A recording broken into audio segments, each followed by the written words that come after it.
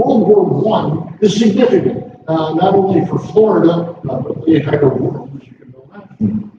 And one of the things that you're going to learn a little bit about today is the fact that the German espionage units that were here in Florida and other places, and also, by the way, the constant rumors that were going on, he realized, by the way, that there was going to be a German submarine coming into St. Andrews Bay and maybe destroying the works there, and then coming down the coast and destroying wood production in the Carrabelle area.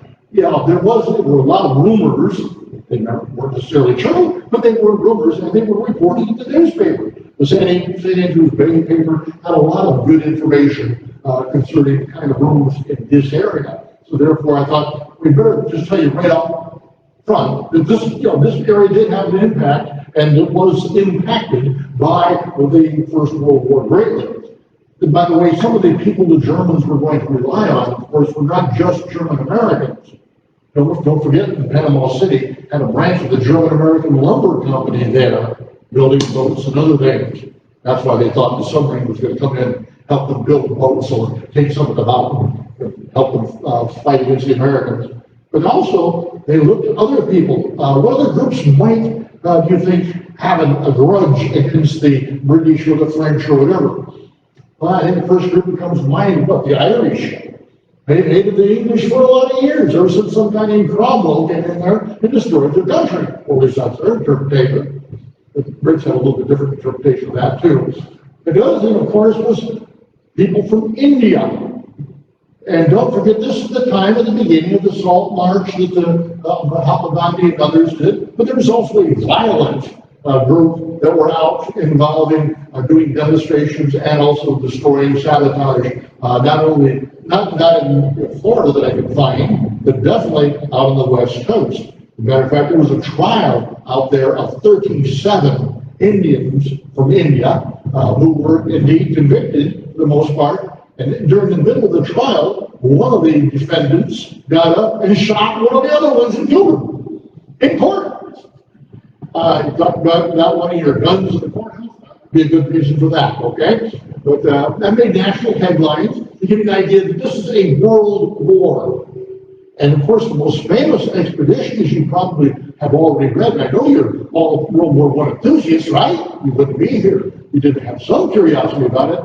But for me, the Vorbeck's great expedition in Africa called the Kilimanjaro Campaign, where the South African army of over 150,000 men total, that includes supporters and all the other people they brought with them, were chasing after the Vorbeck's group of around 1,300 Germans, chased them all over Africa, literally. When you take a look at the map of where they went in the continent of Africa, which even then was basically unexplored by white Europeans, you get an idea just how, shall we say, difficult that was.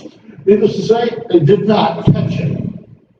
He happened to surrender after the Peace of Versailles was signed, and he got word from that, finally, that the Germans had surrendered, or did enough fighting. How's that? A little more technically that way.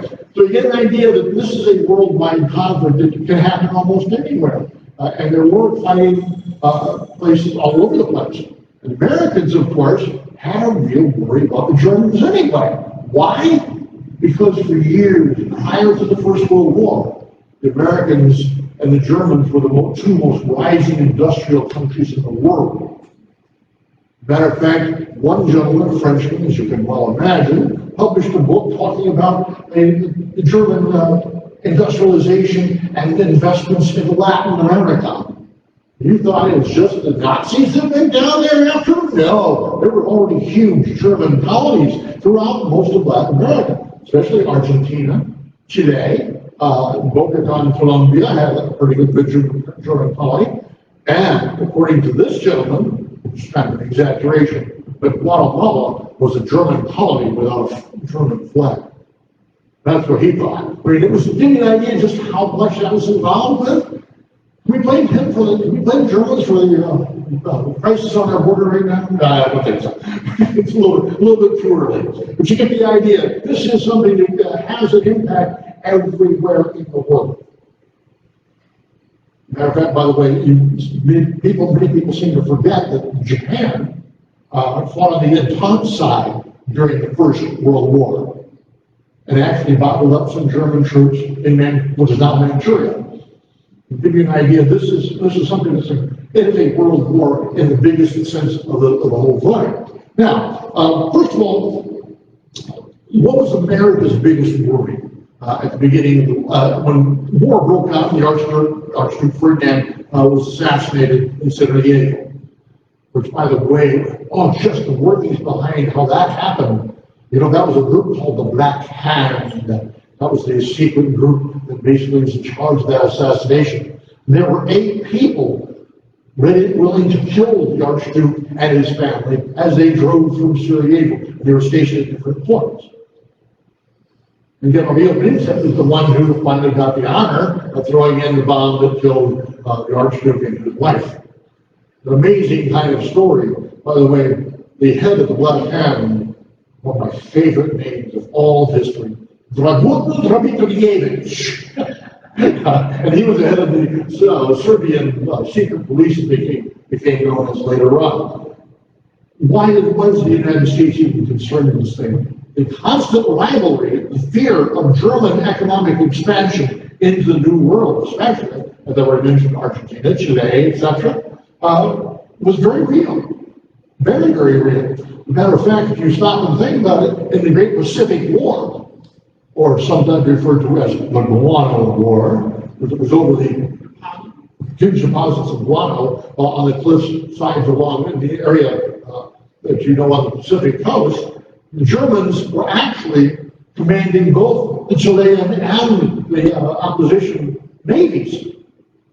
German commanders. Give you an idea just how thoroughly these guys had already done their work in Latin America?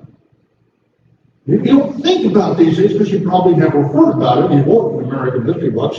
But there was a tremendous economic rivalry between Germany and the United States for getting all of these markets that had not been really tapped as much by the British and the French, even though many of them were former French and British colonies.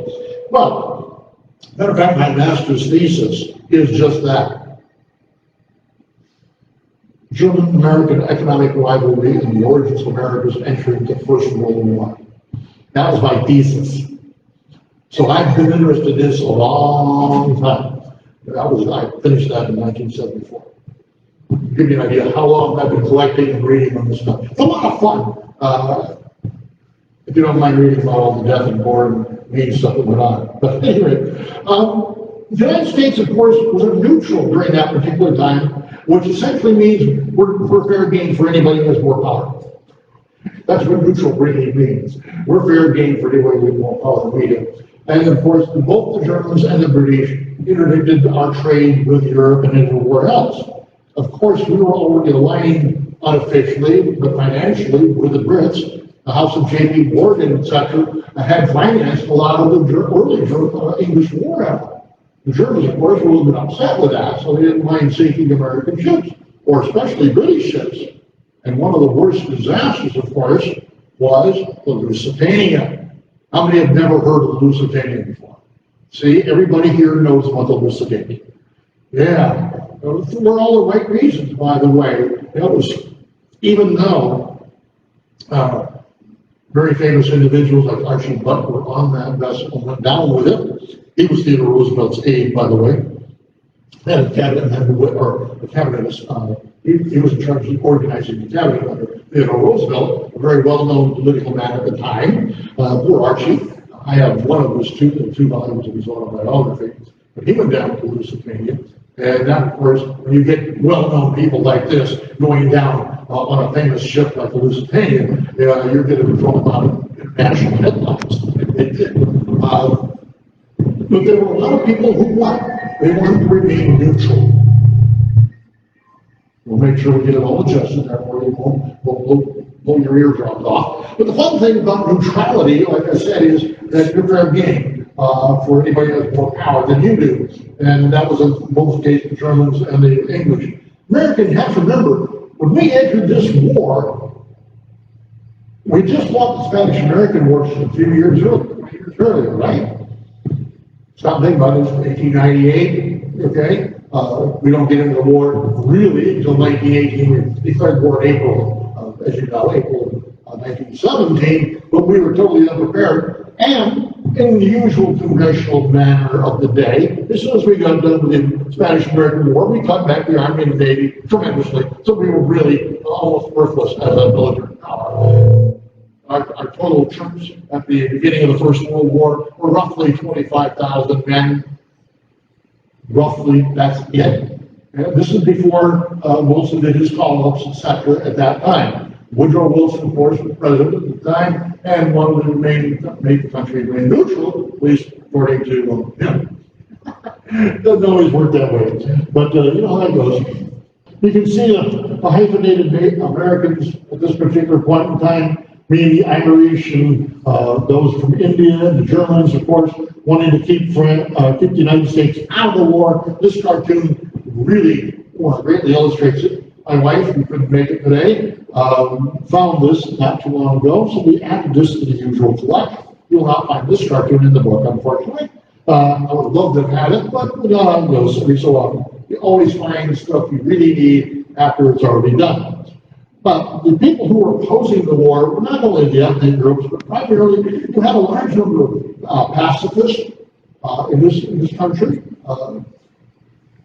One of the Eastern Daughters was very well one of the leaders of the pacifist movement in the United States. They didn't want the war under any circumstances.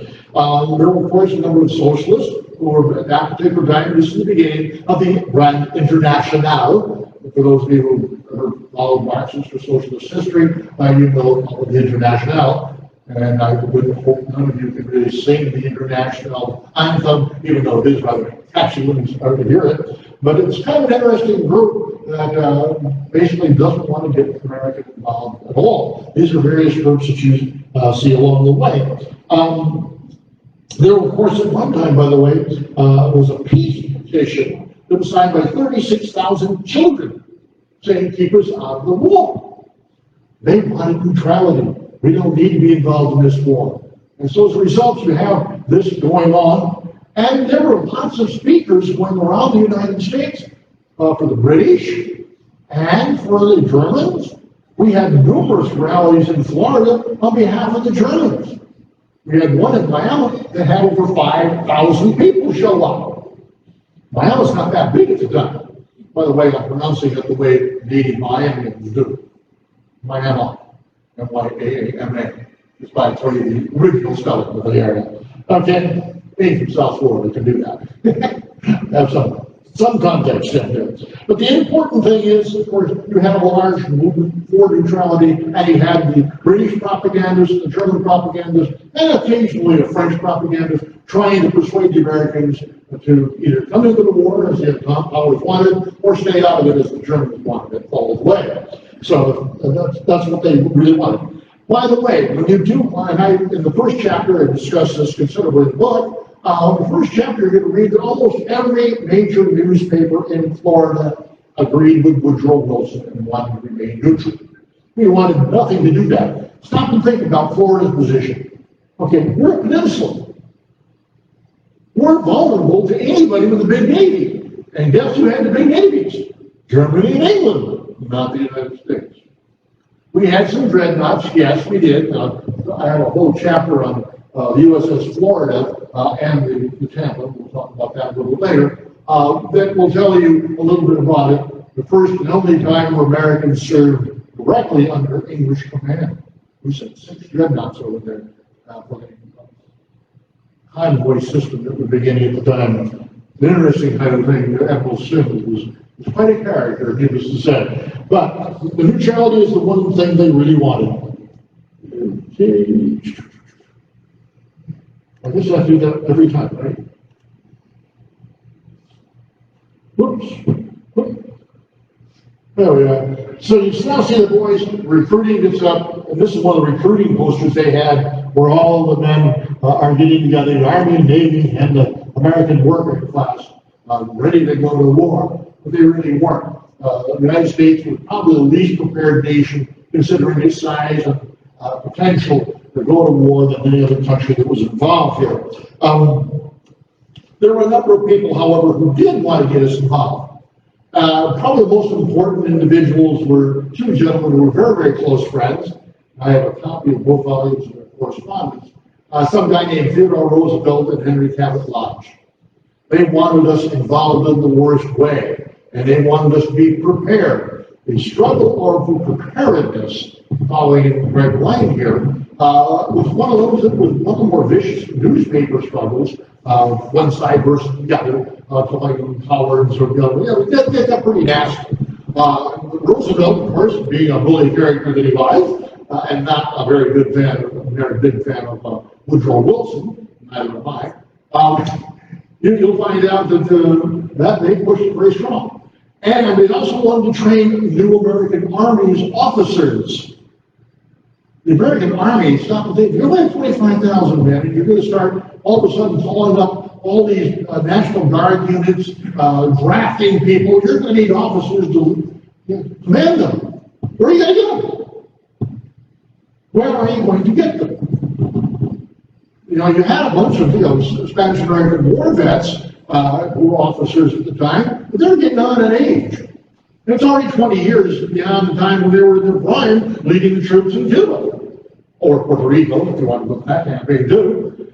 But as a result, and the Philippines, and many, by the way, of the guys who served as commanding officers in the First World War were Spanish-American War officers also. So they're up in age. In fact, you'd be surprised how many officers were sent to the front line that then reached mandatory retirement age when they were there and had to be removed. Some of them were so enfeebled anyway that they should have been removed even earlier. One of them went over there from the great divisions we had at the time, the All-American Division, if you will. They get over there, the Yankee Division, and he had to be removed because he got sick and literally couldn't move. You think William Shafter was bad in the Spanish-American War because at least he could see what Mabel was doing, and he had, Miley there to give him some advice. This guy was just totally incapacitated and was back at the hospital. You can't command your troops in the hospital. Sorry, it doesn't work very well. So as a result, he was removed. But you get an idea that it was a very difficult time to get all that taken care of. It was a real struggle to get people to decide whether to go to war or not go to war. We had all that going on. Now, the other thing, too, is, of course, there was a great propaganda war. And the United States was really subjected to tremendous amounts of propaganda. And, of course, the Brits were really past masters at this. Really, they are. Got together with Sir Gilbert Parker, one of the most popular authors of popular novels at that time in England. He headed up the group at Wellington House. Actually, he worked for a guy named Masterson, whose name might be familiar to you. His son was the guy in charge of the spies during World War II in Britain. Yeah, same family. It seems to run very well there. Something like what we've got going on with the Wellington today. Camilla Bowles is the niece of some other very famous people who came over with William the Orange, but he became William the First of England. We won't go any further into that. But it was an interesting connection. They always had connections in Britain, which was traditionally an aristocratic society, and their military showed it very, very greatly, and to their worst side of it. Other people, by the way, who worked at Wellington House and wrote propaganda or made speeches, etc., the names might surprise you. Who is J.M. Barrie? J.M. Barrie, B-A-R-R-I-E. Anybody remember him? Yes.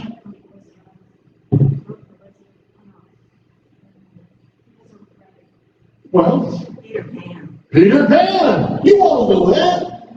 I mean, many of us in this audience are old enough to remember Mary Martin flying around on TV. Black and white, of course. And she played Mary Martin played part of Peter Pan the first time it was on the telly. And that was kind of an interesting thing. You could actually see the ropes you were guiding around. It was fun. Who cared? I was a kid. It was a lot of fun to me. So as a result, but J.M. Barrie is writing propaganda for the Brits. Some guy named Sir Arthur Conan Doyle. I don't think I have to tell you who he is. Now, you all are smart enough to know Sherlock Holmes. So therefore, you know, a thoracic point could write something that's really good. You also had Thomas Hardy, Jude the Obscure, novels of that nature, rather ponderous if you like it, if you don't like that kind of style. I happen to like it, but not everybody does. I even like Chernyshevsky's What Is to Be Done. Whoa. I had to read that in my Russian history class. What is to be done? The lead character is the model that V.I. Lenin based his life on as a revolutionary on, sleeping on a bare board with no pillow and that kind of thing.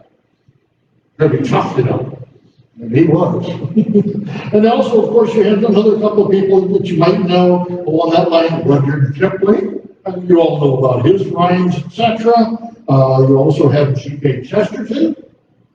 You all know who G.K. Chesterton is, right? How many of you watch Father Brown on WFSU on Sundays, 7 o'clock? He's one those adventures are based upon G.K. Chesterton's writings, and Father Brown is one of his greatest series. Made more money on that than anything else that he did. So as a result, you got some of these very famous authors involved in this. If you named a famous author in Great Britain at the turn of this last century, you probably got somebody who's writing stuff for Wellington. Gilbert Parker also was a great propagandist in knowing what to do. He had contacts, as you can well imagine, all over the world. So instead of sending out vast amounts of mail with all this propaganda, most people got chucking the mail out, chucking the wastebasket right away, circular file, whatever you want to call it. He would send it to his friends. And knowing those friends, getting something great from Gilbert Parker, was a rather prestigious kind of thing. Therefore, he would get it and then circulate it around his friends. So next thing you know, all the influential or influenced people in the United States are getting stuff from Parker, and they're spreading it around, so the British propaganda effort is working beautifully. Does a great job. They, of course, did send out pamphlets and other things to the various things, especially targeting libraries. And libraries are extraordinarily important during World War I. Matter of fact, one of the most important things you know about. How many librarians do I have here? None? One? Just one? Thank you. Historians do not write good history without librarians and archivists. Those two professions have to exist before good historians can write their work. They have to do the research, folks. I didn't do it all these years without having a lot of good help with those people. Now, by the way, one of the most important propagandists was Lord Bryce. Lord Bryce was an American ambassador and wrote a thing called the American Commonwealth for the English people to understand what American government was all about. So he obviously knew the workings. Bryce also, in 1915, came out with a huge book with a blue cover about the Belgian atrocities. You know about the Belgian atrocity? The Germans came into neutral Belgium, just invaded the country, no announcement at all. And we go through, and any Belgian who resisted or whatever would be killed. Women, of course, would be raped. That's just a given. These evil Huns, as they were being called, were going to do this thing. They showed pictures with babies on the end of bayonets, on the spit. Now, it was really gross. Lord Bryce, this is a huge volume. I had a copy of one guy, but it was stolen in my car back in 1973. But wait, 74. So we don't want to talk about that. But it had some extraordinarily interesting illustration, and it was a very damning book because Lord Bryce was very popular in America. He was well known to everybody. Oh no, that wasn't my wife calling, was it? Okay, good. I wanted to make sure she didn't think I was over here with all of you beautiful women. So as a result, you had the Belgian atrocity stories coming up there. As a matter of fact, 70% of the news that reached the United States was from the Entente powers, especially Britain. 70% of the news. How did that happen? What was the first thing the Brits did when they declared war on Germany? They cut the cable. The New York to Emden cable, which was the main German supply of information to the United States from Germany, was cut within the first week of the war. So there was no news coming from Germany directly. It had to be done roundabout or through London, which had all of, course, the cables running through it. And immediately, of course, the Brits, smart as they are about all this kind of stuff, immediately set up a thing called the Official Press Bureau. Sounds very ominous, doesn't it? And it is ominous, because anything that came through London, or even by London, or around London, was censored by the Brits. So the Americans could only get really, shall we say, censored versions of what the German propaganda or the German point of view was going to be. It was very well controlled. The Brits, you had to give them credit for doing some of those things. And probably the most famous thing, of course, was when the Germans, we call him Secretary of State, Minister of Foreign Affairs, Alfred Zimmermann, decided to make a direct writing to his colleague in Mexico City. And of course, it had to go through London. It was deciphered by the London brainchild. And as a result, what happened? The Zimmermann telegram. And what did the Zimmermann telegram tell people to do? What was that all about? Anybody recall the Zimmermann telegram? I know, American history was a long time ago. Okay? The Zimmermann telegram said what? If you, Mexico, will attack the United States aligning with us, the Germans, we will give you back and help you conquer all of the stuff you lost in the Mexican War with the United States, i.e. most of California, Arizona, New Mexico, even parts of Texas. I can imagine what certain people would say about that today. They wouldn't have that at all. So as a result, by the way, they also said, we will also talk to the Japanese to get them involved and help you to take care of it from the West Coast. The Japanese had no inkling to do that. They were already aligned with the adjunct powers. So as a result, that kind of failed. But the Zimmermann telegram even bringing that about. Imagine what kind of propaganda that brought in. That basically in early 1917 really convinced most Americans Germans are trying to destroy us, and therefore we must go to war with Germany. No, it was not falling in, I'm sorry. The air conditioning unit has a powerful motor up there, and it does sound that way. We've experienced this earlier, so therefore we are now aware of it. Yeah, just like it would sound like if it were hitting here. Okay. During the war, by the way, even in American newspapers, only about 42% of the news generated about American troops in Europe came from American sources. Most of them were either British or sometimes French sources about what was going on the front. So you get an idea just how dominant the adjunct powers were in providing information to the United States and how it was going to color our view of how that war was going on and why it came about. It's an amazing story, and one that when you hear about it and read about it, you can't hardly believe it. It's that dominant. Now, what about the German propaganda effort? It was headed by Count von Bernstorff, who was the ambassador to the United States. He helped to organize Morgan Tudor and a few of the other people who were going around speaking. Some of these people were fairly well known as novelists, German novelists, but they were not that widely read compared to the Brits, for sure. The actions were rather unique. German propaganda, what's the best way of describing it? Most people would say clumsy, inept, but the word pedantic, I think, is one of the better words to describe it. They bring the professors in, because Germans love education, and they still do. They bring the professors over, and they're describing why it is important for you to understand that the Germanic race is superior and must have these areas and must, they really didn't do all this stuff that Bryce is talking about. We would never do that. We are of a higher culture than that. Imagine Germans saying that I have culture in French, and French saying, huh? Oui, monsieur. No. They would never agree to that. So as a result, you got the cultural wars and that kind of thing going on. The German propaganda effort was just totally inept. It got nowhere. It really convinced very, very few people. Some of the speakers who did go out, like ones in Miami, etc., got the German view of to just that audience. For the most part, it didn't go beyond that. So it's very, very limited, and its impact was almost nil as far as helping out. The other thing, of course, that really killed German propaganda, German actions from the German government. The same thing in the Lusitania, the Sussex, the Arabic. You can go on with all the various sinkings where Americans' lives were lost on English vessels, and the threat, of course, that they were going to sink American vessels. There's a ribbon telegram.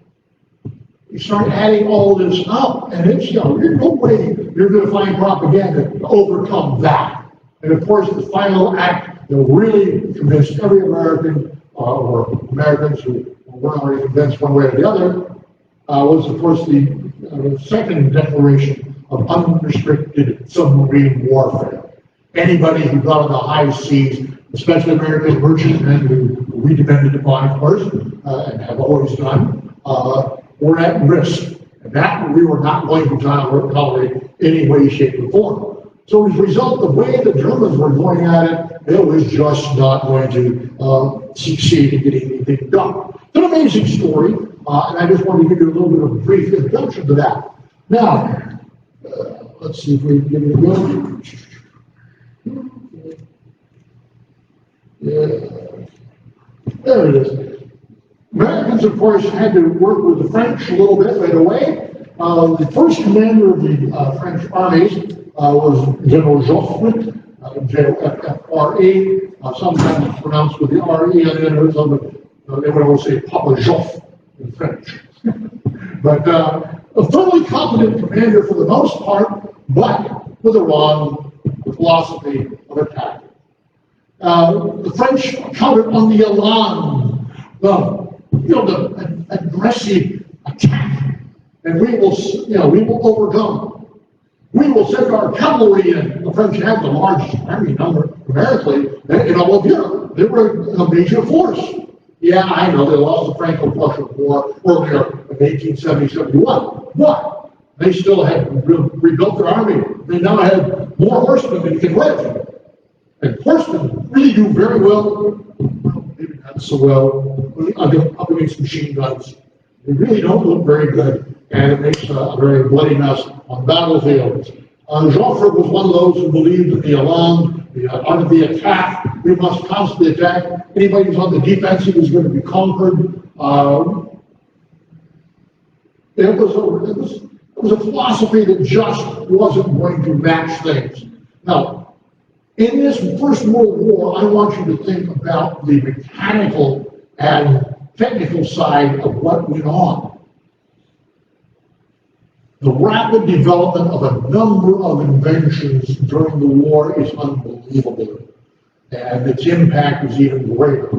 Stop and think, all of a sudden you have the machine gun. Now you would have thought, we know about Gatling, and we know about, Hiram and all these Maxim and all those guys. Don't forget the American Army refused to get any more modern weapons. When Maxim offered his machine guns in the United States Army, it was rejected. We don't do things like that. And of course, going through the Ordnance Bureau made things even more difficult because that's the good old boy network with the manufacturers of arms like Sam Colt, or at least Colt's firm, Remington, and others, who make good guns, don't get me wrong, but they didn't make mass-killing machines like machine guns, etc. The Colt machine gun was one of the worst ones developed, believe it or not. You would have thought, with the inventive genius of Colt and that firm, that there would have been a lot more. No, very bad off. So as a result, when we went to war, we used French weapons. We used the Shep-Shep, as we call it, or the Shell-Shep, as it's really called, which was a piece of crap when it comes to being a rapid-fire weapon. Anybody who was a veteran of the First World War would have told you that right away. It was very inept. After about 16 rounds, it jammed up. I mean, that was the average. It couldn't go longer. It couldn't not go that far. But it was not that great. The other thing we didn't have was artillery. Oh man, our artillery was still Civil War stuff. And stop and think about it. If you read my book on the Spanish-American War, you're going to find out our artillery was still using black powder in 1898. Our Springfield rifles at the volunteers regiments especially, and what we call National Guard regiments, were black powder in 1898. It had changed, of course, once they figured out that we can't use that anymore because the other side has things that have no smoke at all. So you don't know they're firing at you. All you know is when the bullets will whizzing by your ear, assuming they miss. So as a result, you have a very major problem with that. But we have not yet, with the Ordnance Department and others, developed our own artillery. We did have a fairly good, I think it was a 9 centimeter weapon that had a pretty good charge to it. But unfortunately, again, it was slow, it was undeveloped, it was crudely made compared to others.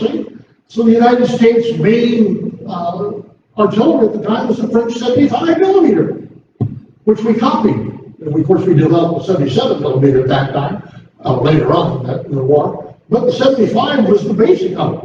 As a matter of fact, what was the basic artillery piece in the Second World War? Lisa, what was the basic artillery piece Americans had at the beginning of the Second World War? The 75 millimeter. Then they went to, they had the big guns. They figured out they created a 155 millimeter howitzer that really allowed a hell of a shell. It really was something. And we also had 105 millimeter. But we didn't develop those until after World War I, and then we had to do a lot of work then. We had to use French artillery, French machine guns, etc. Now, to give you an idea also, how many airplanes of American design and build actually served on the front lines in World War I? 0! Not one American airplane flew in combat until after the war.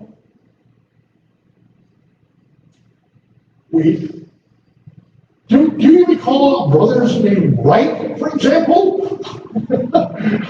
They might have had something to do with all this. No, they didn't. Well, as a matter of fact, they did. They had to sell parts of their patents to the French and the English. And of course, the Germans had to use a Dutchman, Fokker, for their basic designers. Okay? We did not produce enough produce any airplanes that got to the front lines. We did produce airplanes, but they didn't get to the front lines. We were using Spads and U-boats primarily during the First World War. Eddie Rickenbacker, all these guys that we know about, Raoul Wolfenberg, who was the first American ace, unfortunately didn't make it throughout the war. Roosevelt's son, Clinton, all those guys flew French or British planes, not one American plane. Then we talked about other things that were being developed. Now, mind you, stop and think about it. At the beginning of that war, we're talking about biplanes, sometimes triplanes with three wings on each side going up, slow, going 80 to 120 miles an hour, the fast plane? Are you kidding me? We could almost run faster than that. It was kind of ludicrous when you stop and think about it. However, as that war went on, from 1914 to 1918, you wound up in the end with single wing, fixed wing planes that were getting up to 200, 300, 400 miles per hour and getting unbelievable heights, going 10, 15,000 feet in the air, beginning to wear actual masks for action. The Germans did, at least, and some of the Brits. The Americans never got there until they flew those planes, British and French design. But that technical advance is just for anybody. Do we have any Air Force veterans here who can tell you more about the single things, how fast those things are? They're very, very fast. And during World War II, that's all we had. We didn't have biplanes. Well, take that back. We did on Wake Island, I believe, and midway through the first group that went up to face the Japanese Air Force with biplanes at the time. They didn't do very well, did they? No. So as a result of rapid development of the airplane, not only for fighting, and they didn't bother, by the way, the first airplanes did not even have weapons on them. They were used for one thing: reconnaissance. Recon, taking aerial photographs, and aerial photography, and I did a whole chapter on this, the growth and development of aerial photography. It's extraordinarily important, for mapping especially. The British produced in one time over 5 million maps a year. That's a lot of maps on what should the front lines look like. They showed the changes in the trench movement, how those the trenches were done. They're also showing troop movements, who was moving where, what, when. Aerial reconnaissance to this very day is an extraordinarily important thing. Except for today, instead of doing it 200, 300, 400 feet or 4,000 feet, it's now a couple 400 miles or whatever. It's a huge amount. You realize we do have, the Russians and others have enough technical knowledge right now that as we're driving down 98 here, they can pick up your license plates number from quite a few thousand feet in the air. Not a problem. It's that sophisticated today. Stop and think about, these are the first times these guys are starting to use this. And we're talking about people like Stieglitz and others taking part and being part of the aerial group. One of the most famous photographers of the day, from Stieglitz. We're taking photographs for reconnaissance purposes. After a while, of course, they were being shot at, and they didn't, they put the figure down. Those guys are taking pictures of them, you better knock them down. Some of those guys got really good at it too, knocking them down. But at the same time, you have development of other types of aircraft, like the dirigible, i.e., like the Hindenburg, the blimps, etc., which were actually bombing England in 1916. We hadn't gotten there. The United States was that far behind, nowhere near that. So therefore, the rapid development of aerial photography, aerial bombing, aerial use of this is really the first time where the troops on the front lines were communicating with radio. Marconi had a lot to do with this, by the way, you didn't have to have a wire anymore to do this. Obviously, you're not going to fly over with a wire dragging off your plane, are you? That would be rather ludicrous. But they got the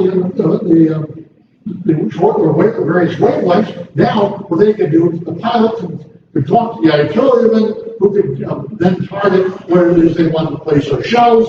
They could also tell the commanding officer, the division head usually, exactly where the enemy troops were, and therefore he could direct his attacks more effectively, etc., etc. You get the idea.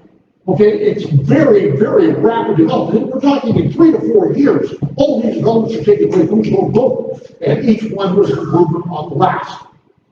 You just never really think about the rapid technical development that took place during this time. Not only that, but we've already talked about submarines, what kind of a threat they were. By this time, you're starting to pick up underwater microphones that they can actually tell where submarines are. And that helps, of course, to develop, most importantly, the development of the convoy system, making things better. Mm-hmm. Okay. Okay, no. Okay, so I felt the vibration, it didn't move. Okay, we have that. One of these days I'll learn how to operate all these things, okay? There we are. Then you get an idea of some of the earlier officers of the Russian Army in this particular case. And had to do that. And of course, Woodrow Wilson, the president. Let me explain something. Woodrow Wilson had no knowledge about military materials at all. He was a political scientist, for those of you who don't know, a professor at Princeton, and of course later became president of Princeton. He didn't have a really good military background at all. Sound familiar? He didn't really understand what was needed to go at that particular time. He was more interested in doing domestic reforms, etc., railroad rates, that kind of thing. He's not quite as liberal as you think also. Normally he's known as a very freedom, the new freedoms, remember that was a program and all that. And the more you look at Wilson, the more you understand what a contradiction he is with what we thought he was. And it's a rather unique character study. Don't forget he's the son of a Episcopal minister, therefore he has a very religious background. He's from Virginia. He is totally racist. As a matter of fact, he resegregated American government. You probably didn't know about that. It's true. Blacks during the Cleveland administration and under McKinley and others were gradually coming into positions of power, etc. Wilson reversed that, especially in the postal department when Burleson took over. Burleson, of course, was the postmaster general who did a lot of the censorship, and he also, by the way, was from Texas, where segregation was part of the lifestyle. So as a result, under Wilson, you had that reversal of progress, if you want to call it, and looking at it that way. Wilson, like I said, as a war leader, he did one thing that was brilliant. He appointed John J. Pershing, Black Jack Pershing. He led African-American troops in battle a couple of times, and Wilson pretty much gave him carte blanche. He told him one thing, though, we're not going to do. If we're going to have a place at the peace table after this war, we have to be independent of anybody else. We cannot use our troops to fill in the dead for the French and the British troops at all. And he made that point very clear, and Pershing totally agreed with him. He didn't want to be under a European group that wanted to fight in trenches and stay put, and basically shell each other to death and bleed each other to death by attrition. He didn't want that at all. He wanted to get out and move. Maneuver warfare with John J. Pershing. That was what he lived for. That's what he believed in. Don't forget, he was a cavalry officer. Cavalry officers like to do that, you know. They don't like to sit around and do nothing. They want to get out there and move on that horse, or at least move in a position to do something to really win the war. So as a result, you had a tremendous, it was a tremendous gift that we got John J. Pershing. Yes, he wasn't the most perfect general. Yes, he made a few mistakes, don't all of them was. I mean, let's get real. These are human beings. They're going to make mistakes. Pershing, though, at the time, was the best man we had in the military. We put in charge of the Army. Thank God he did. Because our boys went over there. They got as thorough training as they could possibly get. And don't forget, we were sending troops to the front lines with less than 6 weeks of training. 6 weeks. Those of you who have been in the military know you cannot train a soldier and make them an efficient fighting machine in 6 weeks. You have to have discipline, has to be instilled. You have. I'm just telling you something you already know. You know this. However, just think about it in the context of sending. By the way, we incorporated 4 million men into the armed forces during the First World War. 2 million of them, roughly, round numbers, made it to Europe. They had 6 weeks or less of training, many of them. When they sent the 91st Division, for example, off through home, or the Falcon Martin, in the middle of the Lusitania offensive, they had 6 weeks or less of training. They did a hell of a job, that by that, but they also lost a lot of men, especially officers, because most of the officers are not thinking about that. Like I said before, we had a problem. We went from 25,000 to 4 million men. Where are you going to find the officers? How are you going to train them? Obviously, they had to look for college graduates. That's going to do it. Well, maybe not. They did begin the ROTC program, by the way, during this time period. You have to thank them for that. That's been a very effective program overall. Most of you can serve under the 90-day one-year basis agree with that. In World War II. But you get an idea, though, we're not trained. Frequently, what happened is the people who were lieutenants and captains, when the war began, they became generals or colonels. These people who were corporals and sergeants became lieutenants and captains. It was almost like an automatic promotion because they had to do that. You didn't prove yourself, but because you already led men, they were going to work, which was a big promotion. It it. Sometimes it worked, sometimes it didn't. As you probably imagine, the sergeants were the backbone of the Army anyway, right? How many of you are former sergeants who will know that? Okay. No, not one sergeant here. God. One, all right, we have one. That's the backbone of the Army and the Air Force, as the petty officers are in the Navy. So you got to have these guys who really know how to get things done, and lead the men individually, know their names, whereas lieutenants and captains frequently don't. You get an idea that immediate contact with the men doing the training gives you a little bit of an edge. And many of them, of course, were combat veterans in the Spanish-American War or had served in the Philippines. We don't want to forget that, by the way, the Philippine quote-unquote insurrection occupied more troops and lasted longer than the entire Spanish War. You don't figure that one out, huh? But, yeah, I didn't do anything.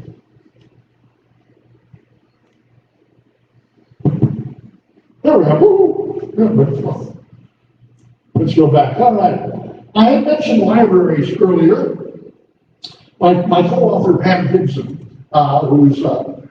she just retired after 41 years as a librarian in Manatee County. She has both a master's degree in library science and also in history.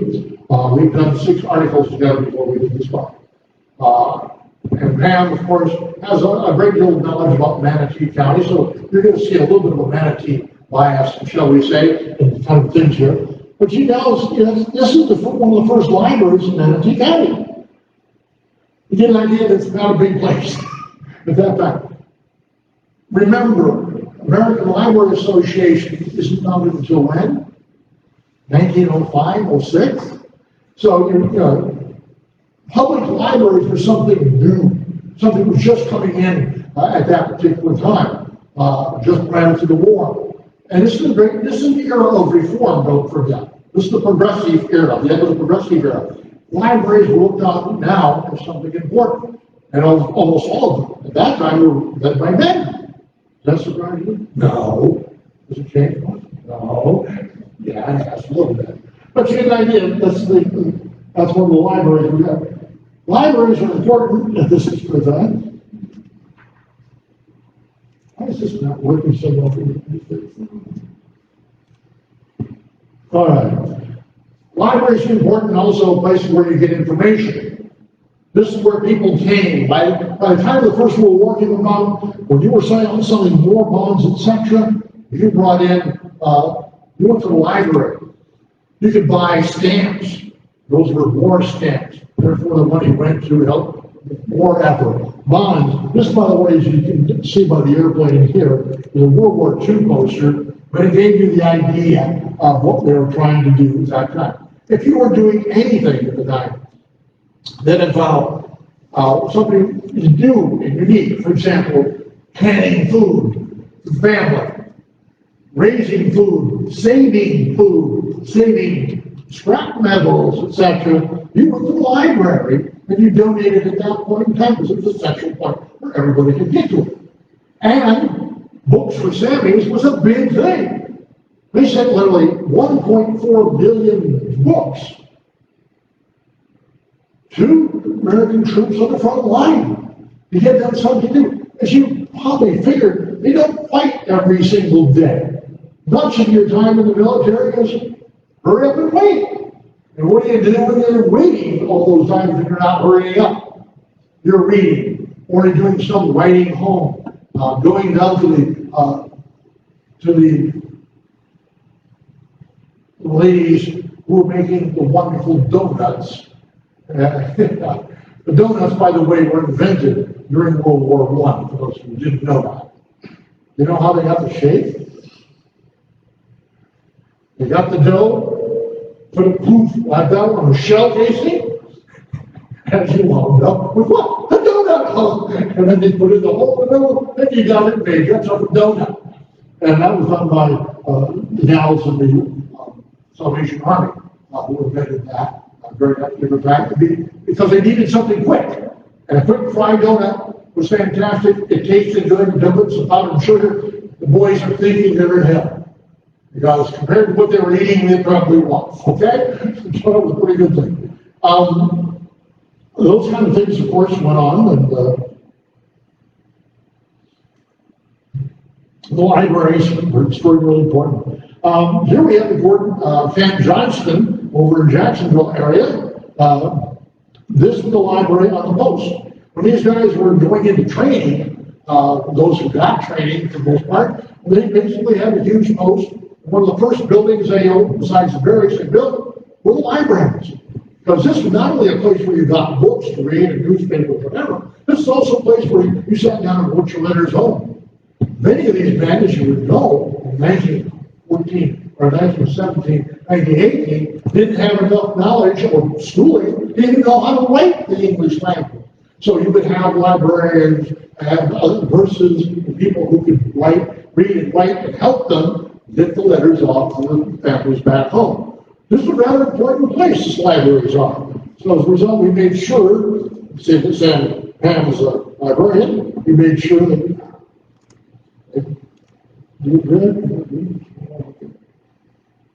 oops. Now what? Oh, okay. Well, there you get the idea of the libraries, what they look like on the inside, some of them. That's one of the more fancy libraries we have in that kind of here. So we're streaming this, therefore I have to stand kind of in one position, I don't have all over the place. But you get an idea, listen to some of the things that we're doing at that time. And of course, getting all that done, it took manpower, and there's been a few of the people here. Now here's a rather interesting gentleman all involved here. We don't have the thing up there for you. There we are. That's a rather interesting view also. Libraries are important, but libraries have to be built, right? Barracks have to be built. Cooking places, the mess halls have to be built. All those take a little bit of one thing that I'd like to bring out here because it has something to do with Carrabelle. What was Carrabelle's biggest product during this time period? Lumber. Lumber! Exactly!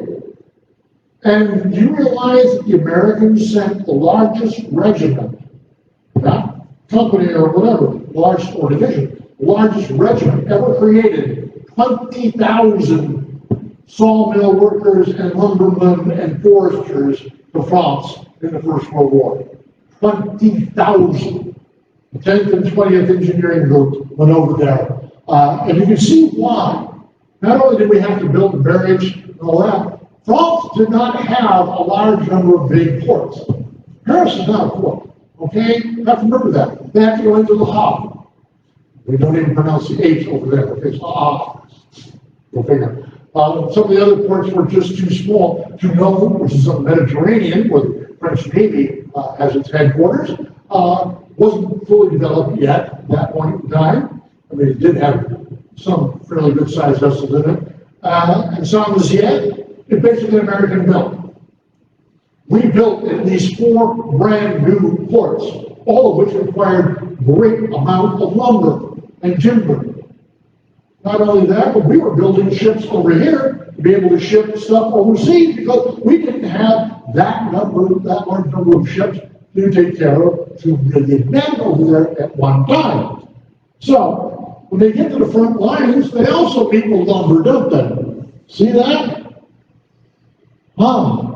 You've got the duckboard down below to keep your feet out of the water, etc. Every one of those trenches that go from the Swiss border to Dunkirk, all those billions of miles of trenches, it seems like, are all reinforced with lumber. And to get the ammunition up front, you have to do what? You have to build railroads and roadways. Railroads take what? Railroad ties. The 20th Engineering Group that went over as part of that group cut over 4 million railroad ties to build railroads in France to get the supplies up front. This is the kind of material you have to have.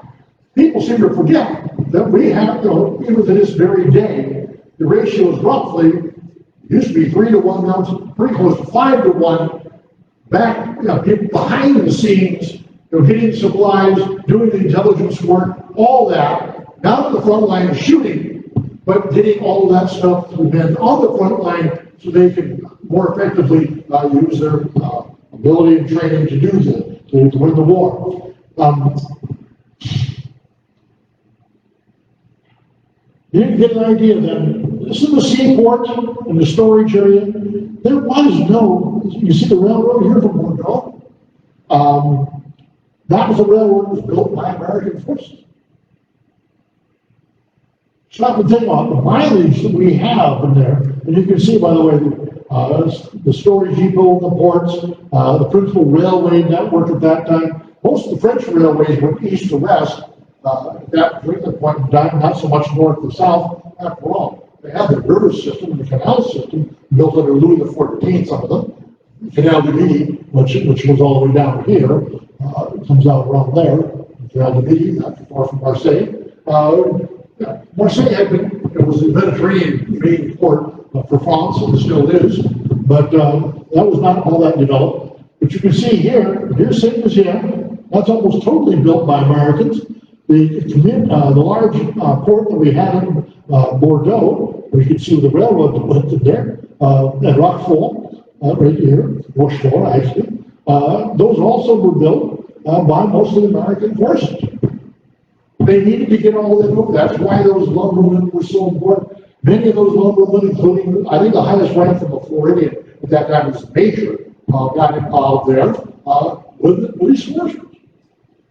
You get an idea, though, it took a lot of men. Most of the foresters, being honest with you, most of the foresters, as you probably figured, were from the Great Northwest, that's where most of the timber industry had moved after they had cleared out the Midwest after the Great Chicago Fire in 1871.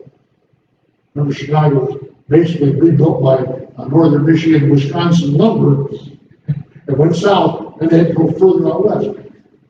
The one thing we learned in France at this particular time, a valuable lesson, we're still doing it to this day, was reforestation. Reforestation. The cutting of lumber without reforesting. Stop and think about it. How much cedar do you still see around the area here in Florida? Very little. Even cedar tea, which got its name for red cedar. Okay. We clear cut all that stuff. Cypress, oh man, we clear cut so much cypress, it's unreal. And of course, yellow pine lumber that we are famous for in the Panhandle of Florida. When they went to France and cut over there, the French taught them, we don't clear cut.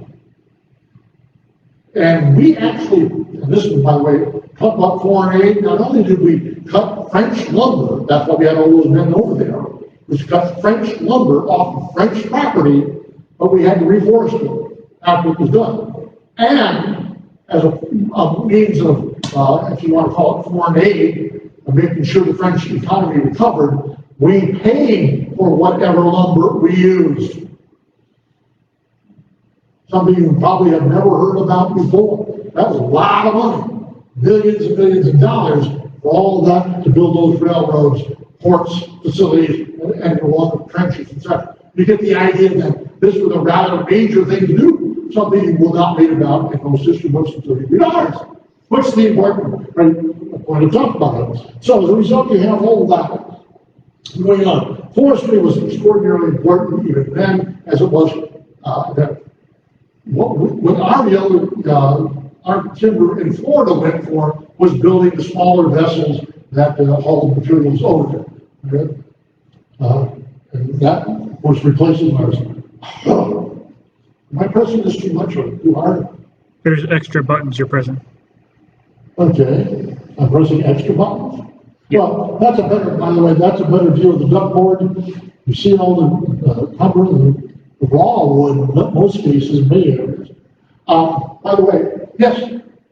Mr. Joe, perhaps it would be time for you to wrap up. We understand there is very bad weather in Panama City on the way.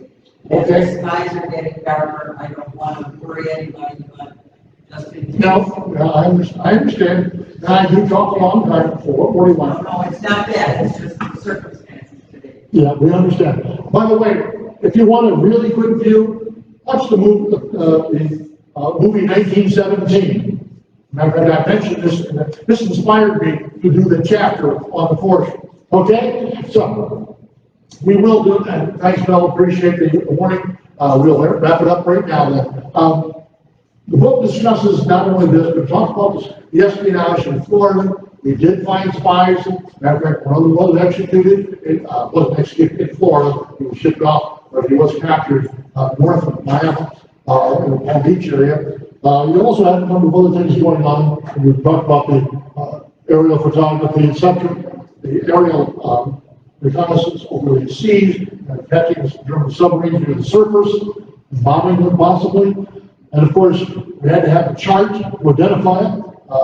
My late friend, halfway, Louis Shearhouse, captain, as he's on the Air Force Unit, had this in his garage, and his widow, a dear friend of ours, Janelle Shearhouse, Economic Historical Society, formerly Marion County, lent that to me to be able to take a picture of it. It came out pretty well.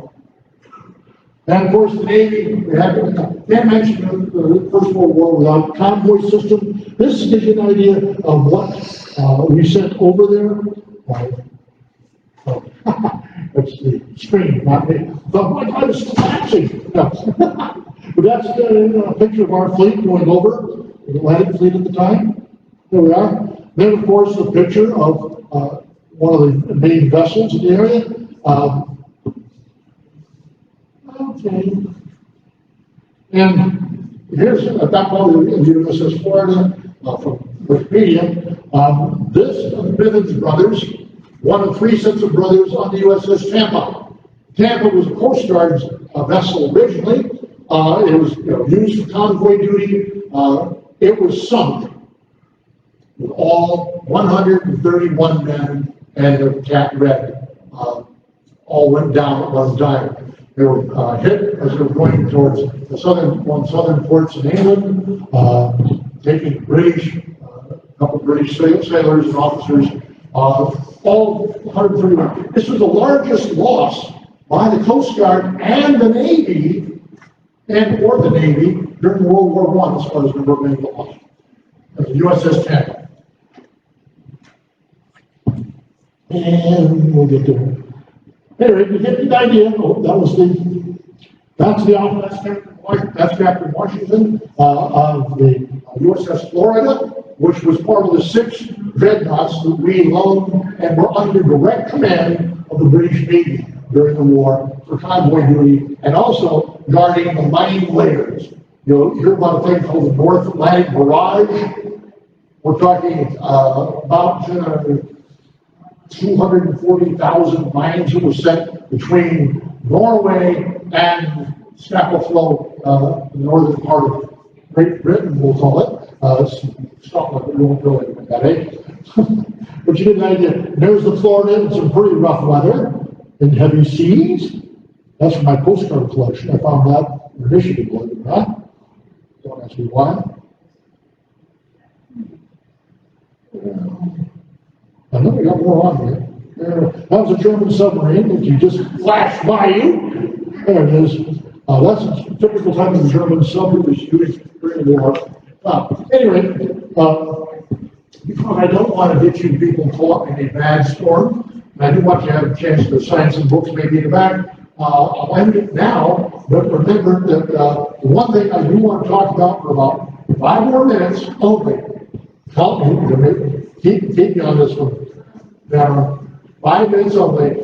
1917, things began to go hot very quickly as a little thing called the Spanish flu began to hit. The last chapter of our book is on the great pandemic of 1918. It is not just 1918, it went from 1917 to 1921. Worldwide, it took somewhere between 50 to 100 million lives. We don't know what happened in Africa, nobody kept track. What happened in Russia? It was the time of the revolution. Nothing came out of Russia as far as news about the pandemic there. What happened in India? You had Gandhi and the people moving in the revolution being suppressed in India. All these things, that's why we don't have information from those places. And what happens to China? We're talking about the beginnings of the Kuomintang, the revolution to overthrow the Chinese dynasties at that time. None of that information we'll never have an accurate information. But we do know that in Florida, 4,011 people died directly from the cause of the Spanish flu, as it's called. By the way, it's called Spanish flu because the only country in Europe that reported anything at that time which wasn't censored was Spain. Henceforth, it must be Spanish, of course. It started, by the way, in Fort Riley, Kansas. That was the origins of Kansas. Now, one final thing on this 4,011, that is only in the last 4 months of 1918. Florida was not required and did not ever get involved in reporting anything less the Spanish flu or the pneumonias that were coming from that also until September of 1918, when we first got on the national chart of reporting these diseases. And it ended in December. There were no reports for 1990. We also want to note that almost all of the doctors, over 1/3 of our doctors and nurses in Florida, were in the service. There were, in our rural country, we were very rural back then, you didn't get a lot of medical attention. And almost all of the doctors' offices were where? In the cities. Quincy being one of the bigger cities around, okay? And all three of the four doctors there got some form of that flu. One of them died. The underreporting of the flu and the death in Florida is tremendous. 4,000 is minuscule compared to probably what happened. Blacks were not reported on at all. White doctors didn't keep statistics, didn't even keep the address where blacks lived in Florida. Therefore, they're totally underreported. And what happened in 1916 when we elected Sidney J. Katz as governor? No, all we needed was what? John Sears Roebuck and Sidney J. Katz. That's what we waited. Sidney J. Katz immediately cut off all of the funding for transportation for the rural medical women who were going out doing births, midwifing, etc. Cut out. One of the first things he did was cut that out. That served mostly poor whites and poor blacks, and he didn't give a rat's patootie about it. So you get an idea. Everything was underreported. I'll guarantee you probably that number is 4 times that amount. And with that, I will end and take questions later on up front.